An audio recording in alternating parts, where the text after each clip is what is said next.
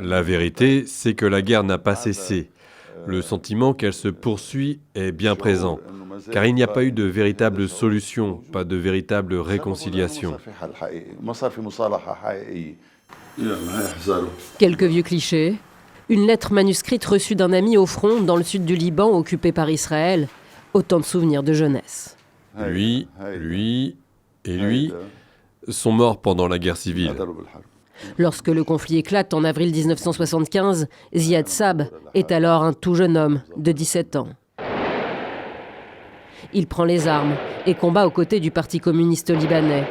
Aujourd'hui, il dirige l'ONG Fighters for Peace, qui regroupe d'anciens combattants et promeut la paix.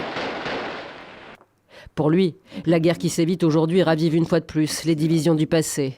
Il met en garde. Ne répétez pas notre histoire, car vous seriez surpris de voir où la guerre vous mènera. Elle vous mènera exactement dans la direction opposée à celle que vous imaginez.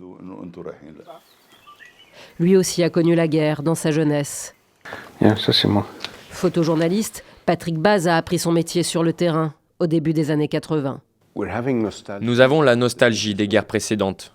Nous pouvions nous cacher, nous pouvions aller nous réfugier dans un endroit sûr. Aujourd'hui, ce n'est plus le cas. Des civils qui fuient sous les bombardements, des milices qui s'affrontent sans merci. Les photos de Patrick Baz racontent un Liban pas si lointain, sur le point selon lui de basculer à nouveau dans le chaos et la violence. Bien sûr que ça peut se reproduire.